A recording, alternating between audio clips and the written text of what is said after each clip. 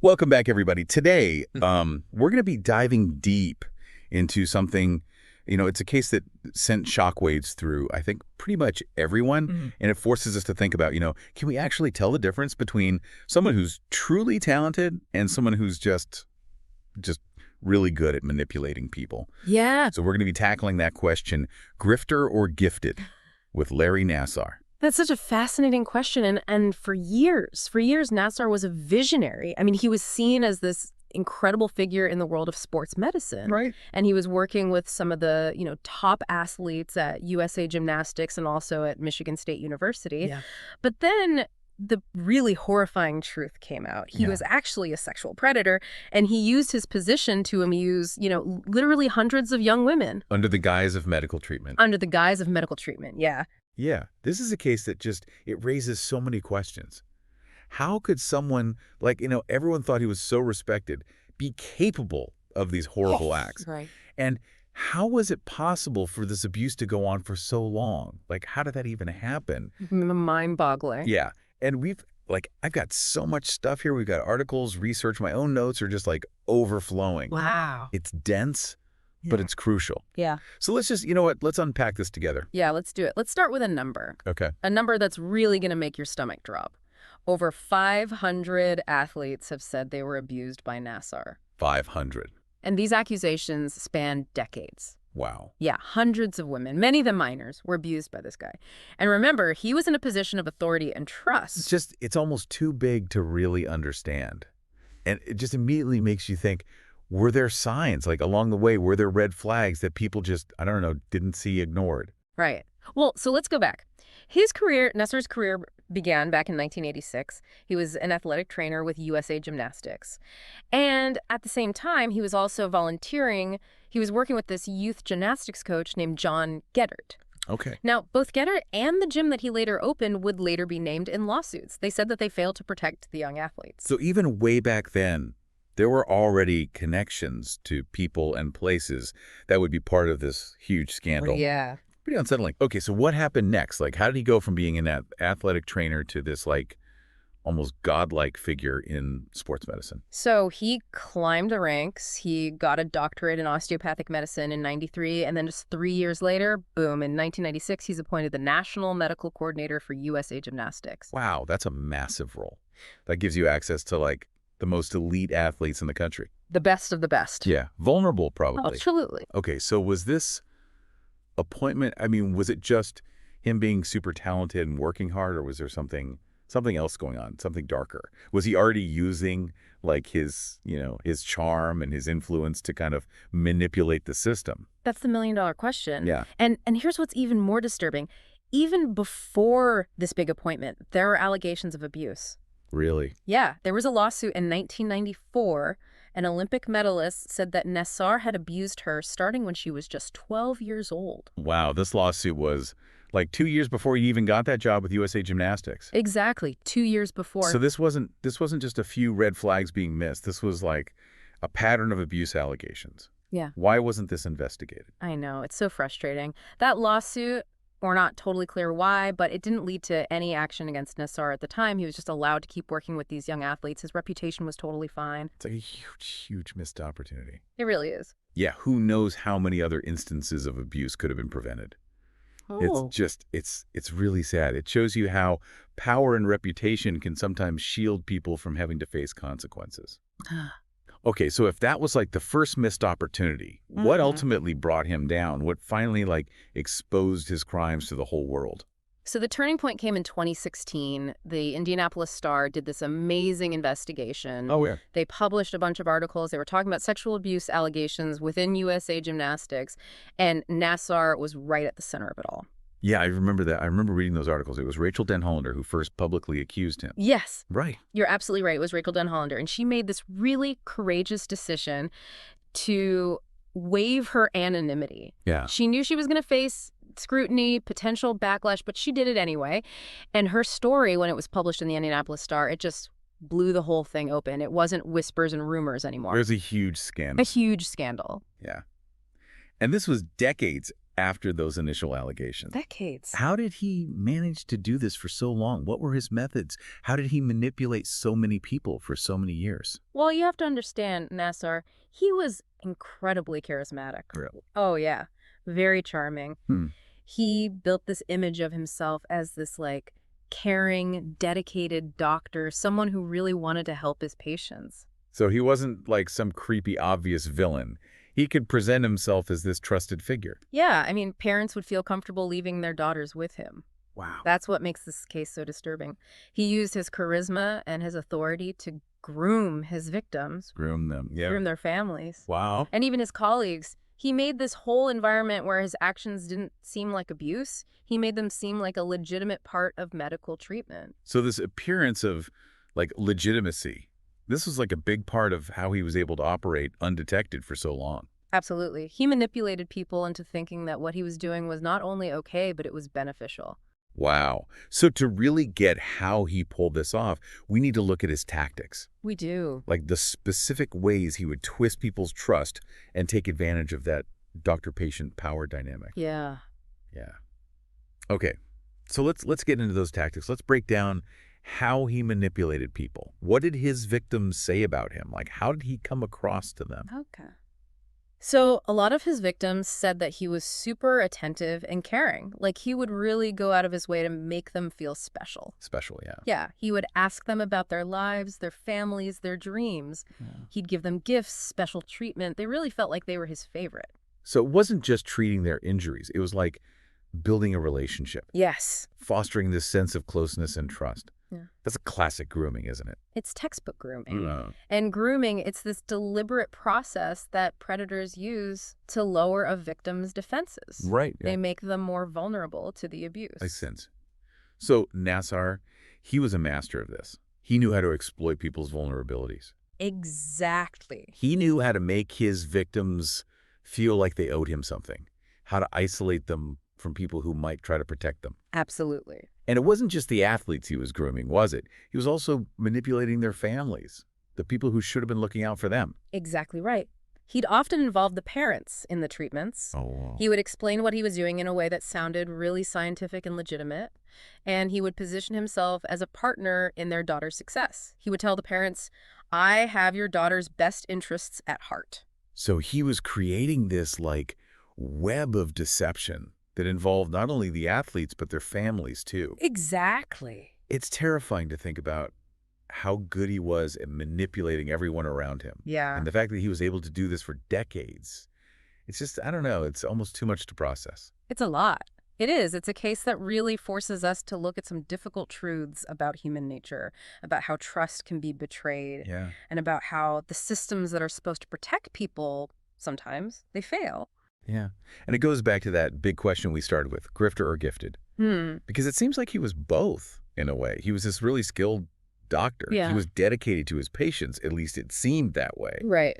But then underneath all of that, he was a predator.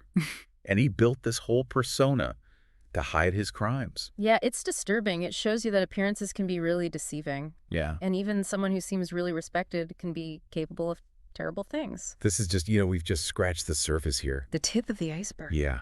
There's so much more to explore. Mm-hmm. The institutional failures, the culture that allowed this to happen, the impact on the survivors, their stories. So much more. We've only just begun. And as we go deeper into this, we're going to find even more layers. We'll be right back. We were talking about Nassar's incredible ability to manipulate people around him. Right. But we can't forget, he wasn't operating in a vacuum. There were institutions that failed to protect these athletes. Yeah, USA Gymnastics, Michigan State, even the FBI.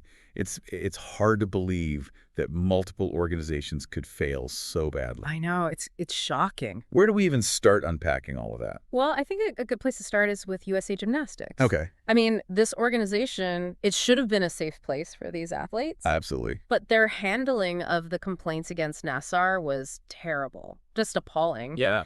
Instead of having, a clear way to report abuse, they had this fragmented approach where complaints could easily get lost. So it sounds like a system that was designed to protect the organization, not the athletes. Yeah, that's a harsh way to put it, but honestly, the evidence kind of points in that direction. Yeah. There are many times when coaches and officials knew about concerns, but they either ignored them or didn't investigate them properly. And sometimes they tried to silence the people who were brave enough to speak up, right? Absolutely. Athletes were pressured to retract their allegations, or they were told to just stay silent. It was a culture of fear, basically. It was.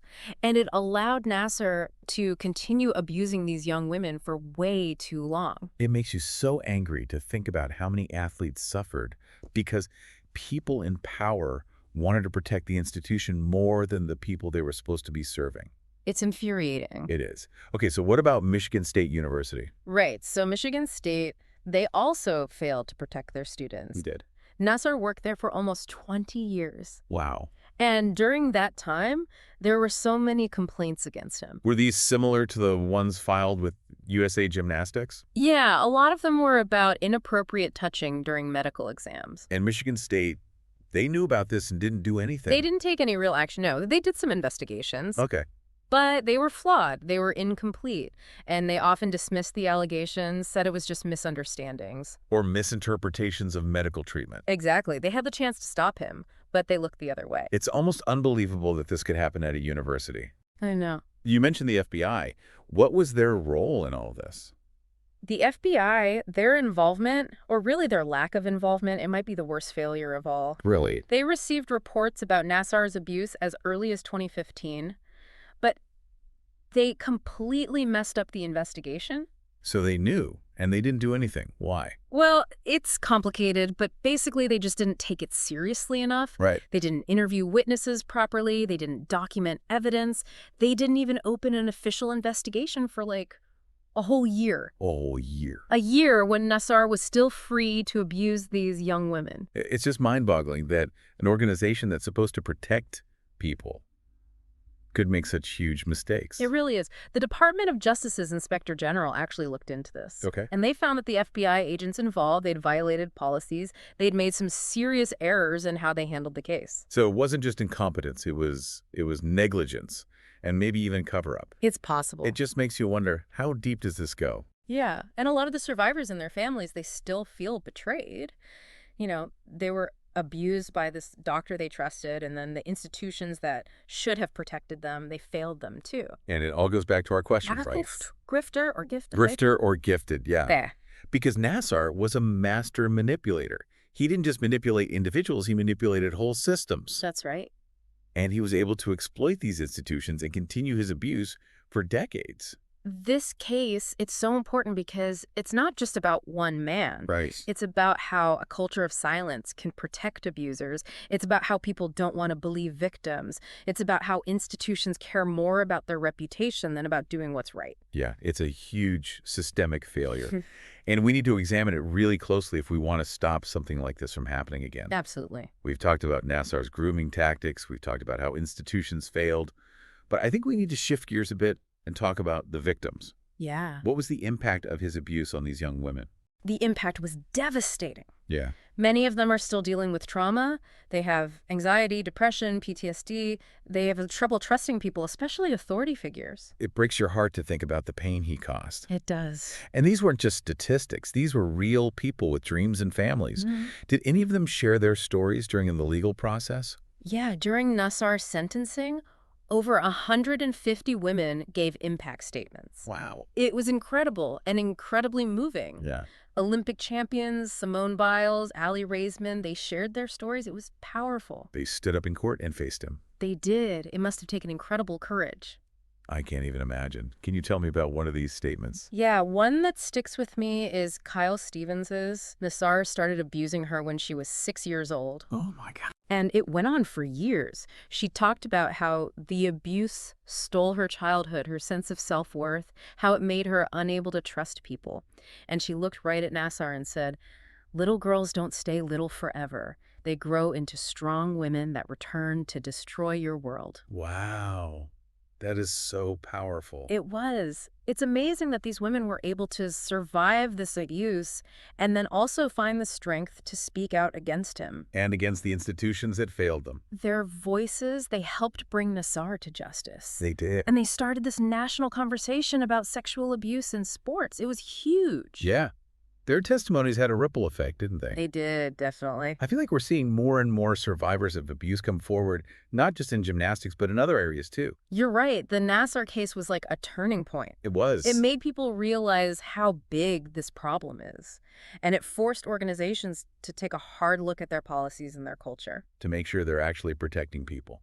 It's a reminder that we can't let up. We have to keep listening to survivors and holding institutions accountable. Okay, so we've talked about Nassar's tactics, we've talked about institutional failures, Yeah. but let's go back to grifter or gifted. Okay. How can someone be a skilled doctor and also an abuser? It's hard to understand. It is a tough question, Yeah. and I think the answer is he was both.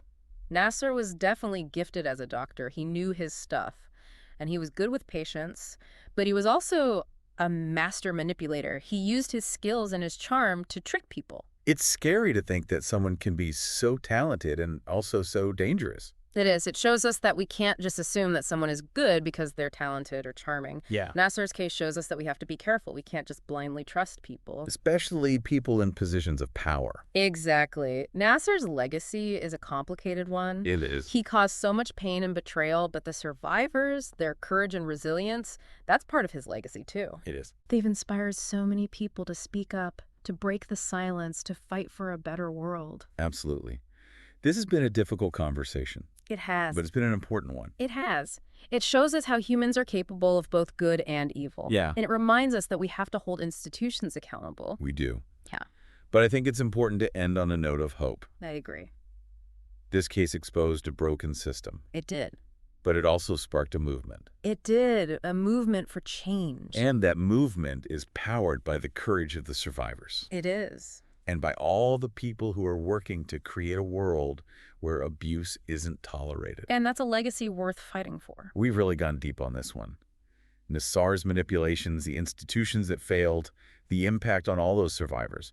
But before we wrap things up, I keep thinking about that grifter or gifted question. It feels even harder to answer now. Yeah, it really makes you think. Nassar, he was a brilliant doctor, like no doubt, skilled, dedicated. He seemed passionate about what he did, but he was also this incredible manipulator, a con man, basically. And he used all of that, those good qualities, to gain people's trust, get access, and then abuse them. So you're saying it's not one or the other. Like just because someone is gifted, it doesn't mean they can't also be a grifter. Exactly. It's not that simple. And I think that's something we all need to remember. We can't just assume that because someone's talented or charming, that they're a good person. This case, it's a harsh reminder that bad people can be very good at hiding who they really are. And sometimes the most dangerous people are the ones who seem the most trustworthy. It's scary. It really is. It makes you wonder if you can even trust your own judgment. Can you really tell who's genuine and who's just manipulating you? Yeah, you start to question everything. The truth is, anyone can be manipulated. We all have those weak spots, blind spots, and we want to believe people, especially if they seem like they care about us. That's what Nassar was so good at taking advantage of. So how do we protect ourselves? How do we learn to see through the facade, recognize those red flags so we don't end up like one of Nassar's victims? Well, I think it starts with awareness. We need to understand the tactics manipulators use, how they groom people, the warning signs, and we need to be a little skeptical, especially when it comes to people in positions of power. That's tough to do, though, right? I mean, we're constantly being told who to trust, who to admire, who to believe. Look, everyone's always trying to sell us something, whether it's an idea, a product, or even a whole persona. It's true. It's a loud world, and it can be hard to separate what's real from what's fake. But here's the thing. Trust your instincts. If something feels wrong, if someone's behavior is setting off alarm bells in your head, if you're questioning their motives, don't ignore those feelings. So pay attention to those gut feelings, those times when something just doesn't add up. Be willing to ask questions, to dig a little deeper, and not just accept things at face value. Exactly. And we need to create a culture where people feel comfortable speaking up, where victims aren't afraid to share their stories, a culture where institutions are held accountable, where protecting people is more important than protecting reputations. That's really what the Nassar case should teach us, isn't it? Those survivors who were brave enough to come forward, the changes that have happened to prevent future abuse, the fact that we're having these conversations now, that's his legacy in a way. Absolutely. They exposed a system that was broken. They made us face some uncomfortable truths about power and abuse and our own role in allowing these things to happen. We can't ever forget that. It's been a tough journey, this deep dive. But it's also been really eye-opening. We've seen how blurry the line can be between grifter and gifted, how someone's talents can be used for harm, and how important it is to protect those who are vulnerable. Any final thoughts for our listeners? We can't be naive. We have to think critically, we have to question authority, and we can't give up the fight for justice. Preventing abuse, it's an ongoing effort, and it takes all of us working together. We need to be informed, involved, and committed to creating a world where everyone feels safe and empowered. Well said. Thanks for taking this deep dive with us, everyone. And remember, keep asking those tough questions. Stay curious, stay skeptical, and most importantly, keep speaking out for what's right.